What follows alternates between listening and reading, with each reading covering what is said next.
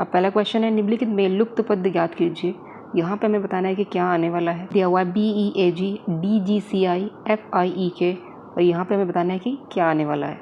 अब बी से देखो किस तरह से इसको कोड करके लिखा हुआ है, ये हम जो है देख लेते हैं। BEAC पर और G से I पर किस तरह से पहुँचते हैं ये हमें देखना है। देखो GHI मतलब कि एक मिस कर दिया है, दूसरे पे हम जो है आगे बढ़ते हैं। ABC 2 मिस करके, ठीक है, अगेन आगे बढ़ते हैं। EFG फिर 2 मिस करा, सॉरी 1 मिस करा, फिर दूसरे नंबर पे G होता है। फिर BCD फिर 1 मिस करके दूसरे नंबर पे हम जो है D तक पहुंचते हैं, ताकि हमें जो है दूसरे नंबर पे जो है पहुंचना होगा। अब देखते हैं F, यहाँ पे भी देखो D और F के बीच में, हाँ जी क्या है हमारे पास D और F के बीच में EF है, ठीक है, GHI है, C और DE है, IJK है, बल्कि ठीक है। इसी तरीके से हमें आगे बढ़ना होगा। F से आगे GH, हाँ जी H पर पहुँचते हैं। I से आगे JK पर पहुँचते हैं। E से आगे पहुँचते हैं और K से आगे हम जो है पहुँचते हैं पर HKGM आपको किस ऑप्शन में दिखा दे रहा है? ऑप्शन बी में। ऑप्शन बी हमारे यहाँ पे क्या है? करेक्ट आंसर है। उम्मीद करूँ आपको जो ये क्लियर हुआ होगा। चलते हैं नेक्स्ट क्वेश्चन की तरफ। अब नेक्स्ट है मैट्रिक्स गिवन है, लुप्त अंक हमें यहाँ पे जो फाइंड करना है कि क्या होगा। अब देख लेते हैं क्या और किस तरह से हम जो इसको फाइंड कर सकते हैं। अब यहाँ से आप देखो 2 दिया हुआ है, 9 है, 2 और 9 और यहाँ पे क्या है 11 है, ठीक है। मतलब कि यहाँ पे देखो ये छोटी संख्याएं हैं इधर और यहाँ पे क्या है बड़ी संख्याएं हैं, ठीक है। तो हम जो है इसको क्या कर रहे हैं, रो वाइज सॉल्व करने की कोशिश करेंगे, ठीक है। अब 2 9 को अगर हम जोड़ दें 2 + 9 कर दें अगर हम, तो हमें मिल जाता है 11। 7 कैसे मिलेगा? 9 में से हम 2 को माइनस कर देंगे तो हमें 7 मिल जाता है, ठीक है। हम मतलब कि हमें ये दोनों टर्म्स यहाँ पे जो है मिल गई हैं, एक बार जोड़ने से और एक बार माइनस करने से। अब नेक्स्ट देखते हैं 8 और 5 है, क्या करना है 8 और 5 को हमें क्या करना है ऐड करना है, ये हो जाएगा 13। और 5 मतलब जो दूसरी टर्म्स है उसमें से हमें क्या करना है माइनस करना है पहले वाले को, तो यहाँ पे हो जाएगा -3। इसी तरीके से हमें इसे कर लेना है यहाँ पे ये फाइंड करने के लिए। देखो 7 और हम जानते हैं कि x हो जाना चाहिए, ये हो जाएगा 10, तो x इज़ इक्वल टू ये हो जाएगा 3 हो जाना चाहिए, ठीक है। तो यहाँ पे क्वेश्चन मार्क पे हमें क्या मिल जाना चाहिए, 3 मिल जाना चाहिए, ठीक है। जब 3 में से हम 7 को माइनस करेंगे तो -4 ही आएगा, ठीक है। तो यहाँ पे हमें जो है 3 मिल चुका है पहला नंबर। अब दूसरे के लिए हम जो देखो क्या करना है यहाँ पे, अब हमें क्या करना है इस 4 में से दूसरी टर्म्स में से पहली वाली को माइनस करना है, तो हमें मिलेगा -2। यहाँ पे हमारा क्या हो जाएगा -2 हो जाएगा। पहले हमें क्या मिला था 3 मिला था और फिर लास्ट में -2 मिला है, तो 3 और -2। ऑप्शन ए हमारे यहाँ पे क्या है करेक्ट आंसर है। उम्मीद करूँ आपको जो ये भी क्लियर हुआ होगा। चलते हैं नेक्स्ट क्वेश्चन की तरफ। अब नेक्स्ट है वाटर को YCVGT के रूप में लिखा जाता है, HKTG के रूप में क्या लिखा जाएगा? तो पहले इसके जो बताने के लिए देखो हमें क्या करना होगा, कोड करना होगा। कोडिंग देखनी होगी इनके बीच में कोड है क्या। तो वाटर को इसने लिखा है YCVGT, सब देख सकते हैं। आर के बाद ST मतलब कि एक मिस करके दूसरे नंबर पे हमें जो है T मिलता है। FG ये भी हमें दूसरे नंबर पे मिलता है। TUV ये भी दूसरे नंबर पे, A के बाद C भी दूसरे नंबर पे, W के बाद Y भी दूसरे नंबर पे हमें जो है मिलता है। तो इसी तरीके से हमें जो है HKTG को भी कर लेना है। देखो वो क्या कर रहा है HKTG के रूप में क्या लिखा जाएगा, मतलब कि ये जो है कोड होकर आने वाली वैल्यू है, ठीक है। जब हमने पहली बार किया पहले वाले इसमें हमने किया था, यहाँ से हम जो है गए थे +2 करके, ठीक है, आगे बढ़े थे। अगर हम इससे पहुँचना हो तो हम जो है -2 करके जो है पहले वाले पर पहुँचेंगे। तो यहाँ से हमें करना होगा -2 पहले वाले पर पहुँचने के लिए, ठीक है। अब यहाँ से देखो G से पहले अगर हम -2 करें तो हमें मिलता है E। T से पहले अगर हम -2 करें तो हमें मिलता है R। K से पहले अगर हम -2 करेंगे तो हमें मिलेगा I। H से पहले -2, हाँ जी F, ठीक है। IRE हमें यहाँ पे जो है मिल गया है। ऑप्शन बी हमारे यहाँ पे क्या है करेक्ट आंसर है। उम्मीद करें आपको जो ये भी क्लियर हुआ होगा। चलते हैं नेक्स्ट क्वेश्चन की तरफ। राम ने अपने घर से दक्षिण की ओर 10 किलोमीटर साइकिल चलाई, दाएं मुड़कर 6 किलोमीटर साइकिल चलाई, दाएं मुड़कर फिर 10 किलोमीटर साइकिल चलाई, बाएं मुड़कर 15 किलोमीटर साइकिल चलाई। सीधे अपने घर पहुँचने के लिए उसे कितने किलोमीटर साइकिल चलानी पड़ेगी हमें बताना होगा। देखो सभी को पता है दिशाएँ क्या होती हैं, फिर दोबारा से मैं मेंशन कर देती हूँ यहाँ पे, ठीक है। पश्चिम इधर, उत्तर ऊपर और नीचे दक्षिण होता है, ठीक है। इतना पता है हमें। क्या कह रहा है अपने घर से दक्षिण की ओर, दक्षिण क्या है, नीचे है, तो यहाँ से वो जो है दक्षिण पे नीचे 10 किलोमीटर साइकिल चलाई। फिर कह रहा है दाएं मुड़कर 6 किलोमीटर, दाएं मुड़ गया 6 किलोमीटर यहाँ पे आ चुका है, साइकिल चलाई। फिर दाएं मुड़कर 10 किलोमीटर, फिर ऊपर, हाँ जी, साइकिल चलाई। बाएं मुड़कर, अब इधर नहीं जाना है, अब इधर जाना है। 15 किलोमीटर जो है यहाँ पे उसने साइकिल चलाई, वो यहाँ पे आ चुका है। ठीक है, सीधे अपने घर पहुँचने के लिए उसे कितने किलोमीटर साइकिल चलानी पड़ेगी? अपने घर, यहाँ पे उसका घर था, यहाँ पे वो अब आ चुका है, तो कितने किलोमीटर साइकिल चलानी पड़ेगी? यहाँ पे क्या 15 है, ये हम जानते हैं 6 है। ठीक है, 15 और 6 को आपको जो है ऐड करना पड़ेगा, ये हो जाएगा 21 किलोमीटर जो है उसको साइकिल चलानी पड़ेगी अपने घर पर वापस पहुँचने के लिए। उम्मीद करूँ आपको जो ये भी क्लियर हुआ होगा। चलते हैं नेक्स्ट क्वेश्चन की तरफ। अब नेक्स्ट है, एक क्लब में 19 हॉकी खिलाड़ी हैं। एक विशेष दिन 14 खिलाड़ी निर्धारित हॉकी शर्ट पहने हुए थे। ठीक है, हॉकी शर्ट पहने हुए थे। उनमें से कोई भी बिना हॉकी या पैंट अथवा शर्ट के नहीं था। 11 खिलाड़ी निर्धारित हॉकी पैंट पहने हुए थे। कितने खिलाड़ी पूरी वर्दी में थे? देखो, जो कॉमन होगा वही हमें बताना होगा। ठीक है, देखो क्या है, वो क्या कह रहा है, टोटल हमारे पास क्या है, 19 खिलाड़ी हैं। ठीक है, एक विशेष दिन, पर्टिकुलर डे रहा होगा, उस दिन जो है 14 खिलाड़ी जो है निर्धारित हॉकी शर्ट पहने हुए थे। हॉकी की शर्ट पहन ली 14 ने। फिर क्या कह रहा है, 11 ने क्या हॉकी की पैंट पहन ली। भाई 14 है और यह है 19, और 11 ने जो है हॉकी की पैंट पहन ली, निर्धारित जो भी कुछ होगा। तो उनमें जो कॉमन होगा वो क्या कह रहा है, कितने खिलाड़ी पूरी वर्दी में थे।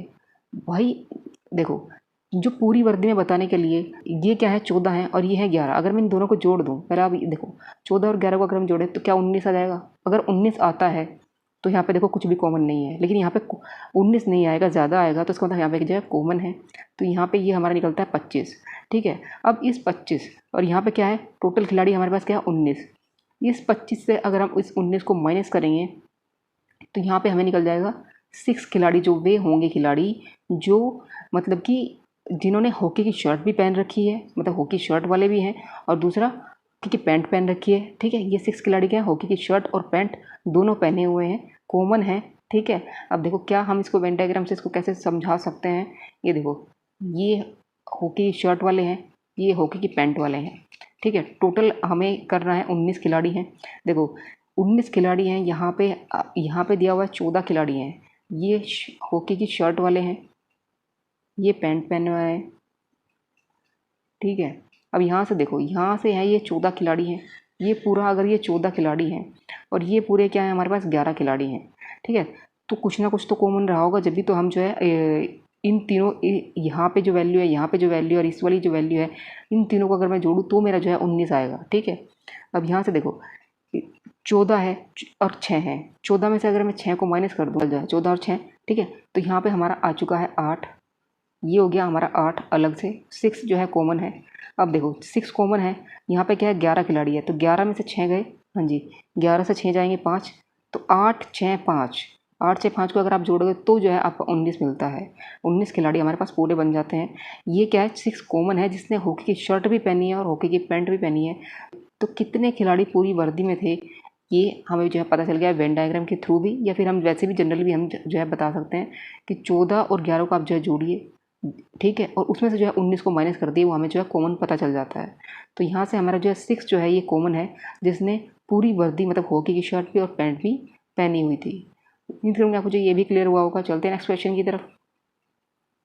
अब नेक्स्ट है यदि मीट को टीम के रूप में लिखा जाता है तो बेल को कैसे लिखा जाएगा। अब देखते हैं मीट, MEAT क्या क्या है, सिर्फ वही अक्षर जो हमारे पास लेटर हैं, अल्फ़ाबेट हैं, उन्हीं को जो है आगे पीछे करके यहाँ पे लिखा हुआ है, कोड कर दिया गया है। अब यहाँ से देखते हैं M और T की जो है जगह है वो बदल दी गई है। ठीक है, ये ऐसे बदल के यहाँ पे जो है इसको ऐसे रख दिया है। इसी तरीके से हम जो है देख लेते हैं बेल को कैसे लिखा है, BALE, जगह बदलनी है बस और कुछ नहीं करना है। यहाँ पे हो जाएगा EALB, हाँ जी, ये आपको सिर्फ ऑप्शन डी में दिखा दे रहा है, तो ऑप्शन डी हमारे यहाँ पे क्या है, करेक्ट आंसर है। उम्मीद है आपको जो ये भी क्लियर हुआ होगा। चलते हैं नेक्स्ट क्वेश्चन की तरफ। अब नेक्स्ट है, वक्तव्य दिया हुआ है, कुछ चाबियाँ ताले हैं, कुछ ताले संख्याएं हैं, सभी संख्याएं अक्षर हैं, सभी अक्षर शब्द हैं। निष्कर्ष क्या है, ये मैं देख लेते हैं। कुछ शब्द संख्याएं हैं, कुछ ताले अक्षर हैं। जैसा जैसा वो बोल रहा है वैसे वैसा हमें करना है। देखते हैं, कुछ चाबियाँ, ये चाबियाँ हैं, क्या कह रहा है, ताले हैं, ये चाबियां हैं, ये होगी ताले। फिर कह रहा है कुछ ताले संख्याएं हैं, ये होगी ये संख्याएं। सभी संख्याएं जो हैं अक्षर हैं, तो सभी को अंदर करना होगा तभी तो सभी हो जाएंगी, अक्षर हैं, सभी अक्षर, ये संख्याएं हैं, ये संख्या है, और सभी अक्षर जो है क्या कह रहा है, शब्द हैं, ये हो गया शब्द। फिर कह रहा है कुछ, अब यहाँ पे देखो हम निष्कर्ष हमें फाइंड करना है। निष्कर्ष क्या है, कुछ शब्द संख्याएं हैं, ये शब्द जो है संख्याएं हैं, हाँ जी संख्याओं का हिस्सा है, बिल्कुल सही है। कुछ ताले अक्षर हैं, ताले जो हैं अक्षर हैं, अक्षर, हाँ जी ये जो है देखो अक्षर के केस में आ चुका है कुछ ताले, ये भी सही है। तो दोनों के दोनों यहाँ पे जो निष्कर्ष हम निकाल सकते हैं, तो निष्कर्ष फर्स्ट और सेकेंड यहाँ पे जो है फॉलो करते हैं। उम्मीद करूँगा आपको जो ये भी क्लियर हुआ होगा। चलते हैं नेक्स्ट क्वेश्चन की तरफ। अब नेक्स्ट है, नीचे पासे की 4 स्थितियाँ दिखाई गई हैं, कौन सा अक्षर जो है डी के सामने होगा, जस्ट विपरीत होगा, ये हमें बताना है। देखो हम क्या करते हैं, पहले भी मैंने आपको वीडियो में इस तरह के क्वेश्चन समझाए हैं, कॉमन फाइंड करते हैं, ठीक है। अब देखो यहाँ पे आपको दिखाई दे रहा होगा, देखो ए है, ये जो आपको ए दिखाई दे रहा है, ए सी बी, अगर हम इससे, अब देखो इसका हम यूज़ करेंगे कैसे, ए सी आपको दिखाई दे रहा है, ठीक है, यहाँ पे ए सी दिखाई दे रहा है, फिर ऊपर क्या है, यहाँ पे ई है, जो ए सी के साथ जुड़ा हुआ फलक है वो ई है, तो ए सी के साथ हम यहाँ पे पहले वाले में क्या जोड़ सकते हैं, ए सी के साथ देखो हमें ई को जोड़ना है, और देखो इस वाली स्थिति में अगर मैं ई को जोड़ूँ तो यहाँ पे मेरा जो है ई नीचे आ जाना चाहिए, ठीक है। देखो ए सी जुड़ना है, जब ए सी जुड़ना है तो ई जो है नीचे जुड़ेगा, ठीक है, तो ई को नीचे आना पड़ेगा, ठीक है। अब इसका रोल हो गया ख़त्म, इसको देखते हैं, ठीक है। फिर क्या कह रहे हैं यहाँ पे ई डी सी, ई आपको यहाँ पे देखो नीचे मिला हुआ है, मिल गया हमें, ई हमारा नीचे है, डी सी को हमें जोड़ना है, सी इधर है हमारे पास, ई नीचे है, सी इधर है, डी कहाँ पे जोड़ा जाना चाहिए, देखो एक बिंदु पे 3 फलक ही तो जुड़े होते हैं, ठीक है, ये हम जानते हैं। तो ई नीचे है, डी सी इधर है, तो यहाँ पे हमें जो है सी के साथ भी वो जुड़े, तो यहाँ पे हमारा क्या जुड़ जाना चाहिए, ई जुड़ जा सॉरी डी जुड़ जाना चाहिए। देखो डी इधर जुड़ जाएगा, सी के इधर, सी से जो अगले वाला इधर फलक होगा उसके अंदर यहाँ पे डी होगा, नीचे ई हो चुका है, ठीक है। फिर वो कह रहा है कि कौन सा अक्षर डी के सामने होगा, डी के सामने कौन सा अक्षर होगा, आप खुद भी देख कर बता सकते हो। डी के सामने आपको जो है यहाँ पे ए दिखाई दे रहा है, ये इधर डी है, तो डी के सामने आपको सिर्फ ए ही दिखाई देगा, तो ऑप्शन बी हमारे यहाँ पे क्या है, यहाँ पे क्या है, करेक्ट आंसर होगा। उम्मीद करूँ आपको जो ये भी क्लियर हुआ होगा बहुत अच्छे से। चलते हैं नेक्स्ट क्वेश्चन की तरफ। नेक्स्ट है, वह उत्तर आकृति ज्ञात कीजिए जिसमें दी गई आकृतियाँ मिलती हैं। उत्तर आकृति हमें जो फाइंड करनी है, कोई सी एक होगी जिसमें प्रश्न आकृति हमारी होगी। देख लेते हैं कौन सी है। यहाँ से अगर हम देखें, प्रश्न आकृति है और उत्तर आकृति हमें दी हुई है। अब देखो ये वाला हिस्सा आपको कहाँ पे दिखाई दे रहा है, हाँ जी ये दिखाई दे रहा है हमें, देखो यहाँ पे हमें जो दिखाई दे रहा है, ऐसे ऐसे ऐसे अगर हम इसको बना देंगे तो ये हमारा जो बन जाएगा। 2 त्रिभुज हैं छोटे छोटे, ये आपको कहाँ पे दिखाई दे रहा है, ये आपको सिर्फ कहाँ पे दिखाई दे रहा है, 1 मिनट, ये आपको यहाँ पे दिखाई दे रहा है इस वाले में, और यहाँ पे जो है 2 त्रिभुज दिखाई दे रहे हैं। फिर बात करते हैं इस वाले हिस्से की, जो ऊपर है, ये वाला हिस्सा आपको जो है यहाँ पे हम बना सकते हैं आराम से। तो ये जो प्रश्न आकृति हमारी उत्तर आकृति बी में निहित है। अगर आप किसी और ऑप्शन से ट्राई करना चाहते हो तो आपको जो है नहीं मिलेगा। ये वाला पार्ट जो है यहाँ पे हम बना नहीं सकते, कहीं पर भी जो है पहले वाले में फाइंड नहीं कर सकते। दूसरे से अगर हम देखें तो दूसरे में भी ये वाला पार्ट यहाँ पे नहीं है। थर्ड से अगर हम देखें तो फोर्थ से में भी यहाँ पे जो है हम इस वाले पार्ट को नहीं फाइंड कर सकते। उम्मीद करो आपको जो ये भी क्लियर हुआ होगा। चलते हैं नेक्स्ट क्वेश्चन की तरफ। अब नेक्स्ट है, नीचे दिए गए प्रश्नों में से कौन सी उत्तर आकृति प्रश्न आकृति के प्रतिरूप को पूरा करेगी। देखो कौन सी उत्तर आकृति होगी, देखो यहाँ पे हम देखें, अगर इसको बात करें हम, ये वाला हिस्सा, देखो ये वाला जो हिस्सा है, ये वाला यहाँ पे आके जो फिट हो जाएगा अगर हम इसको बीच में बिठा दें, ये वाला जो है इसको पूरा कर देता है यहाँ पे आके, ठीक है। फिर यहाँ पे जो ये डॉट डॉट हैं, ये सारे जो हमारे पास छोटे छोटे सर्कल बने हैं, इसकी लाइन, ये वाली इसको आके जो यहाँ पे पूरा करेगी, ये पूरा हो जाएगा।